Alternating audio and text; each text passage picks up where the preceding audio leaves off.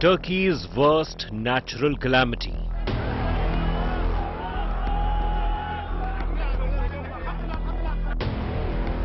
Heartbreaking human tragedy unfolds.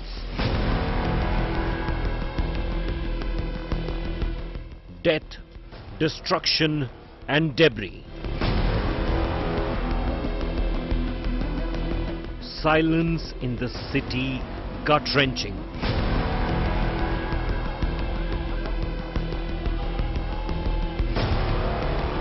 Images of suffering, hope and redemption. Despite the inclement weather, rescue workers are working virtually round the clock. Gaurav Sawant live from quake epicenter. Hello and welcome to an India Today special broadcast that comes to you from the 60 Para Field Hospital of the Indian Army here in the Hatay province of Turkey. I'm Gaurav Sawant. As of now, the death toll in that devastating earthquake in Turkey and Syria has crossed 15,000, and unfortunately, as more debris and rubble are removed, when more bodies emerge, the death toll is set to rise. But in this death toll, there is also this war to save lives that's on. Doctors, rescue workers, the common man on the street, everybody here in Turkey, in fact from across the world, Indian Army teams, NDRF teams, relief teams from across the world, they're desperately trying to race against time to save lives. I bring you this ground report from the Hatay province.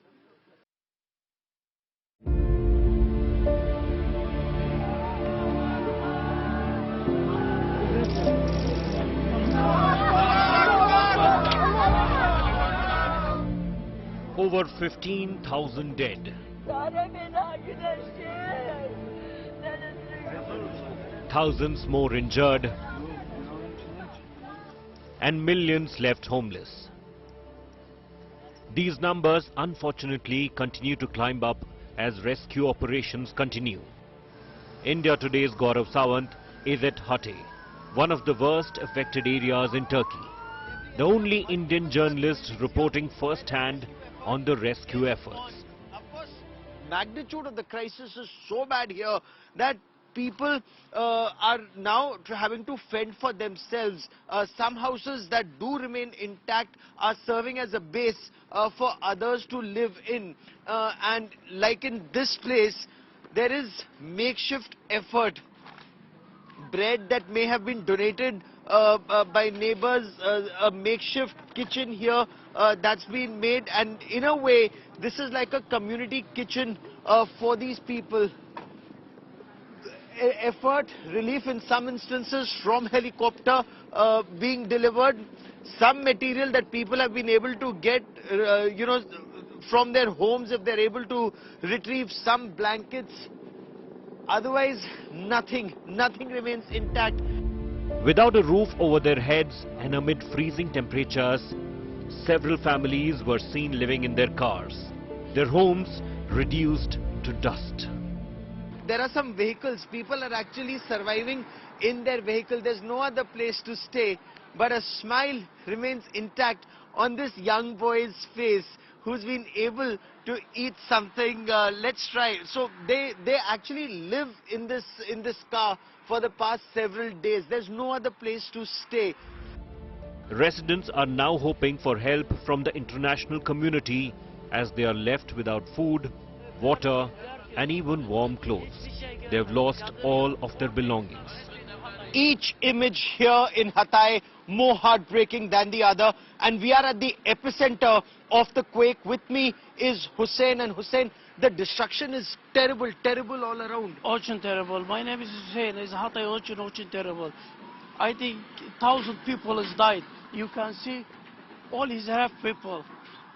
Really so bad, Hatay. Hatay is so bad. I needed help. Please help. Thank you, Indian people, for helping. Thank you, Indian people. Meanwhile, several international rescue teams who are in Turkey to aid in relief operations have been assigned specific quake regions by authorities. We took 21 person live. Alive? Yes, alive person. 58 aparts. There were 58 apartments here in this building. Here. So we are we will be very careful. We must be careful. I wish you all the best, We sir. heard some no voice. We will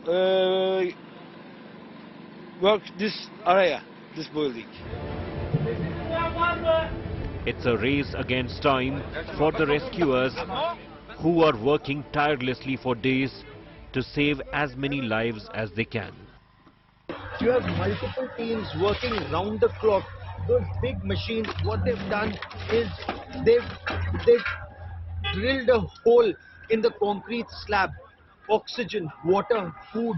It's being put inside, it's being thrown inside in an attempt that somebody will be able to respond. A lot of relatives go up and shout out the names of their loved ones. The aim is to be able to save as many lives as possible. With cameraman Kripal Singh at Hatay, Turkey, Gaurav Sawant for India Today. The stories of death and devastation are heartbreaking. Here in Hatay, you can hear these ambulances virtually round the clock because this is the effort to save lives. But then there are also those heartbreaking stories of people, when they remove the rubble, they find their loved ones, from a young child to old parents. And that is what makes life extremely, extremely difficult. Here in the Hatay province, multiple buildings, they just collapsed like a house of cards. And unfortunately, removing the debris, removing the rubble is easier said than done. Relatives, they look through the debris, trying to find at least some trace of their loved ones. I bring you this ground report. It's a desperate race against time at this location in Hatay as rescue workers grapple. The team that you see just behind me with ropes, they actually tied a rope onto a concrete slab and tried to go down because the information is that at least 50 to 100 people may still be trapped in the rubble here. Authorities refuse to confirm that number, but that's the number we are getting from the rescue workers. Some sounds, some voices can be heard in this debris. You see a lot of smoke because this building had caught fire as that earthquake shook this area, and this was a multi-storied building with a large number of apartments. By some accounts, it's a cluster of buildings together with over 50 apartments, and people were stuck inside. Just a short while back, that image that you see on the right, which is extremely heartbreaking, one body has been recovered. This father was part of the rescue operation because he wanted to help locate his son who was trapped inside. The son's mortal remains there next to their car, the father just waiting there. There are other relatives who are still inside, and that is why he refuses to go.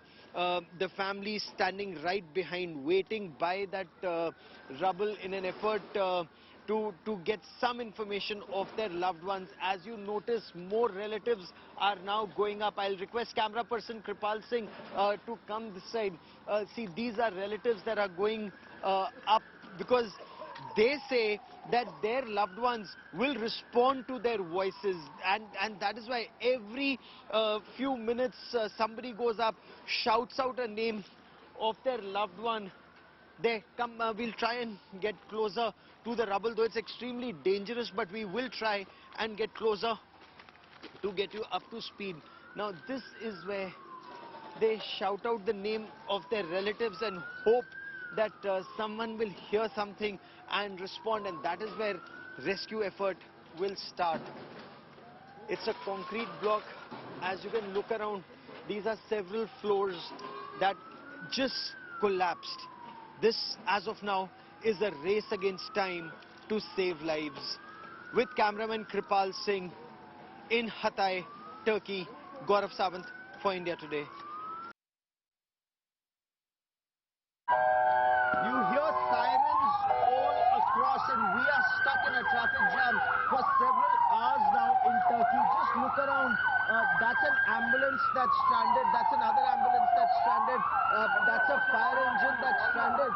So bad is the situation that several vehicles are now no longer on the road, but they are now down. People are driving in the drain area also, and we are on one of the side roads. We've been stuck for several hours here. Again, just look around. That's an ambulance there that's stuck. That's a fire engine that's stuck. That's another emergency vehicle that's stuck. And just look behind you. Again, these are several emergency vehicles, including an ambulance that's stuck. On either side, all you see are vehicles stranded. Now, this is the situation here in and around Hatay in Turkey, because a lot of effort is being made for emergency vehicles and food aid and reconstruction workers, rescue workers, emergency workers.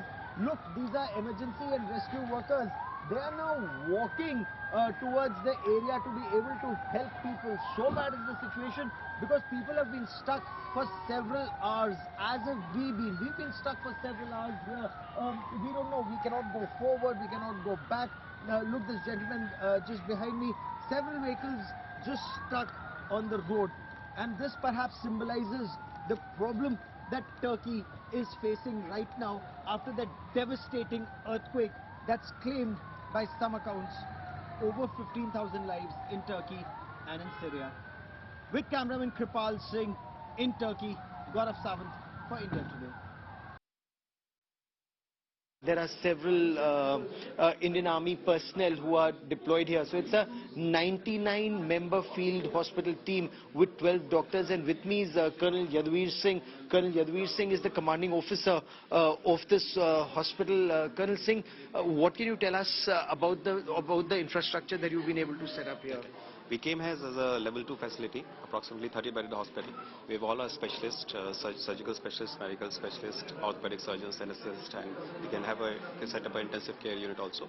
So we came here basically prepared for this disaster relief. So we are accordingly prepared. We are a 99-member team from 60 Para Field Hospital, and Indian Army was quick enough to deploy us in time. So we reached Adana day before yesterday. Overnight we drove down and reached yesterday morning.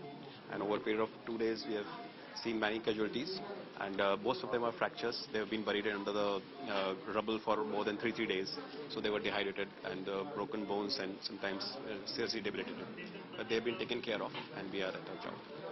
Thank you very much, sir. So if you look around, this is where you have a team of doctors who are on standby to look after patients. And if I just show you around the hospital right now, this is where medicines are being stocked up, especially for the senior citizens, children, immediate medicines. That's the reception of the hospital. So any patient who comes in, any of the emergency vehicles, they bring in the patients here. This actually is a school, and this school has been converted into a field hospital. So the moment patients are brought in, they're treated here, and after that, should they require, there's an X-ray facility, we are told, at this place. There's a CT scan facility, but after providing immediate care at the field hospital, if required, they're then referred to a bigger hospital in Adana or in other parts of Turkey. With cameraman Kripal Singh at the Iskenderun Indian Army Field Hospital in Turkey, Gaurav Sawant for India Today. 6-year-old Nasreen is seen as a miracle child. She's actually a symbol of hope here at the field hospital, and her treatment is going on right now at this hospital. Look at that big smile on her face. I mean, she was buried in the debris for close to 3 days, and still she's smiling. With me is Major Beena Tiwari and the anesthetist doctor who've been treating her. Major Tiwari, Doctor, what can you tell us about young Nasreen? Yashreen was brought to us by the rescue team today at 10:00 hours, and she was not stable. There was crush injury on her left foot, and she was seen by our anesthetists and our orthopedicians who are there with us. She was taken care of very well. Now presently she is stable. She's smiling, you can see. Which is actually quite a miracle. I mean, look at that big smile on her face, despite being buried in that rubble for 3 days. What was her condition when she was brought in, sir? Yes, she was there for 3 days, and first of all, she's a very brave kid, as you can see. And when she was brought to us, she was initially in a very bad condition. So first we had to resuscitate her. We had to take IV access, which was obviously very difficult after 3 days of not having food, water, anything. And we secured the access and given the fluid resuscitation, stabilized the patient. And then again she was having crush injury also, which was again very bad. And then we got a minor surgical procedure conducted under the anesthesia regional block, and which was successful. And you can see she is perfectly fine now and stable as of now. What about her family? Do we know anything about her family, and are you able to communicate with her?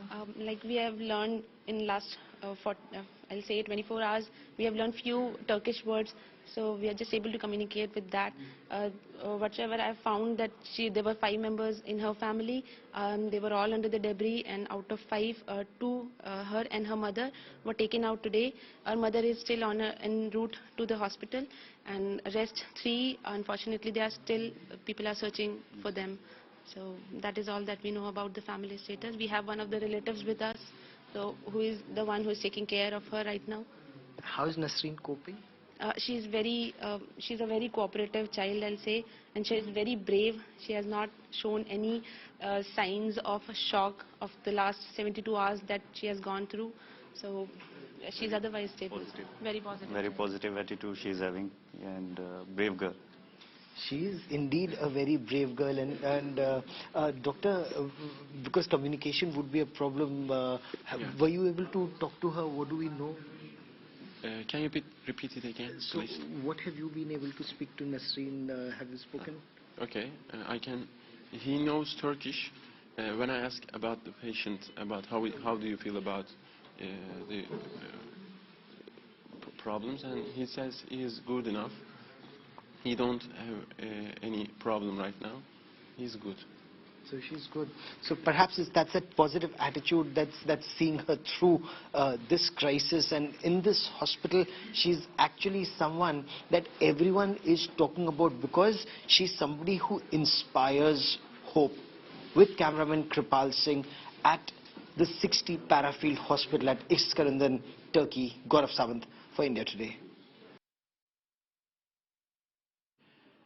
As information about the magnitude of the crisis went worldwide, rescue teams from across the world arrived in Turkey. Many teams arrived in Istanbul, then to Adana, then to Gaziantep, and then other parts of Turkey. And they've spread out, in some instances waiting for directions from Turkish authorities. In some instances, locals themselves are taking rescue teams in their vehicles to various locations and trying to get them to help remove the debris and rescue people from under the debris. It's a race against time. The effort is to find life in the rubble.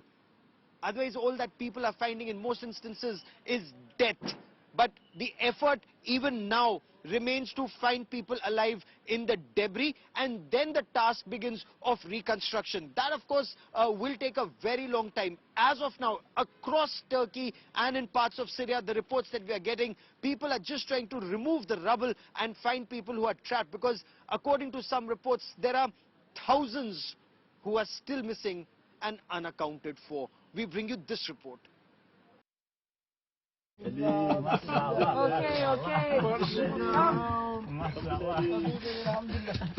2-year-old child and her mother were rescued from under rubble in Haiti. It was more than 36 hours. White Helmet Rescue Team kept singing and talking to this little girl trapped under the debris of what was once her home, as they kept cleaning the path to pull her out.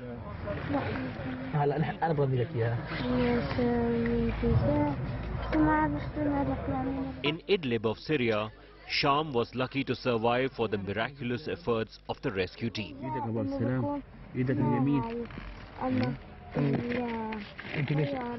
But not everyone was this lucky. In Haiti, Abdul Alim Mouani was lying trapped under the rubble beside his wife's lifeless body. Adamları boşalta çıkartmamız lazım. Başka türlü olmuyor. Çünkü onun altında bir tane daha kız var. Hanımı var. Hanım var öyle. Ben onu görmemiştim. Hanım var. Ya ben size diyordum da orada 3 tane var ya. Abi.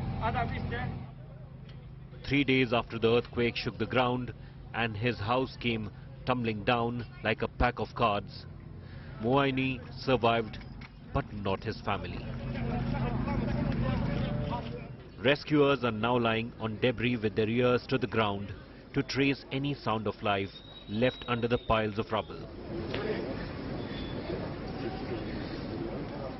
Hopes are fading fast to find anyone alive as 72 hours have passed since the earthquake of 7.8 magnitude struck Turkey and Syria on Monday. Sometimes they are lucky to find alive and are able to pull the person out, but now, more often, they are not. Locals working side by side with the international rescue teams have not given up hope despite the ticking clock tipped heavily against their success. They are still searching and working hard to reach out to save any possibility of life in Turkey and Syria. This is how the world comes together. You have the Turkish police and the Indian army. They are operating together. Doctors from India, from Turkey, from other parts of the world, rescue teams virtually from across the world. They're all racing against time in an effort to save lives. It's been more than 3 days now. Turkish President Erdogan, he traveled to some of the quake-hit areas. Life's extremely tough. We've showed you the ground situation. In some instances, people have lost their homes. Electricity, of course, this is a hospital, so you have electricity here with generators are being used. But there is no electricity since most of the cabling is underground. That's been disrupted. Water supply is disrupted. People don't have homes anymore. It's already about 2 degrees right now. At night, it'll be a couple of degrees below zero. And that is where people face the real hardship. They're either living in their cars or out in the open with no shelter. In some instances, there are some temporary shelters in tents, but then people don't have a home. There is no electricity, there's no water, there is no security, there is no food. There is perhaps in some instances only hope of a better tomorrow. In some instances, not even hope.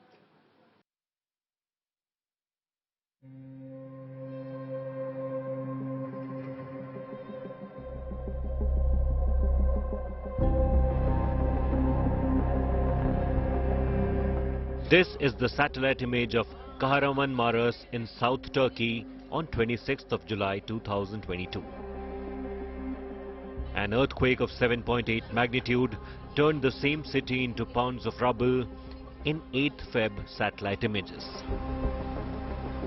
Images from the epicenter of the capital city of Hatay province, Antakya, reveal striking destruction caused by the earthquake on 6th. At Nurdagi of Gaziantep province, it's the same story of all reduced to piles of rubble at a stroke of Mother Nature's fury. Çevre Şehircilik Bakanlığımız olarak According to the latest findings, the number of our citizens who lost their lives in the earthquake has reached over 14,000. The number of injured is more than 63,000. As you can see here, the debris removal work continues at full speed. İnşallah inşa etmek. The combined death toll of Turkey and Syria has crossed 17,000. City after city, across the borders, it is the same story of utter destruction. While the Turkish president has acknowledged problems with the initial emergency response, the harsh winter weather also delayed the rescue operation in the early crucial hours.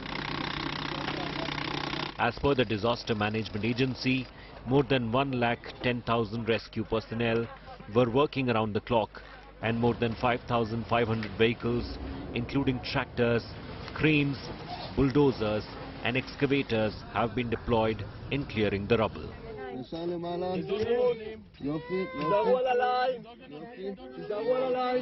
A 2-year-old baby was pulled out by the Israeli rescue team in Kahramanmaraş. In Antakya, after 77 hours, a 65-year-old man and his daughter were freed from under the debris. son tespitlere göre While the damage assessment is underway, in this transition movement, we will reward our citizens with economic help of 10,000 liras. With this kind of support, we want at least to elevate their problems a little bit. yaralılarımızın sayısı ise 63.794. Hundreds and thousands of survivors left homeless are now living in shelters. The dipping temperatures make their survival even more challenging. Yapılacak olan hasar tespitle birlikte Our goal with the Ministry of Environment and Urbanization is to reconstruct the demolished structure within a year as 3- and 4-story buildings.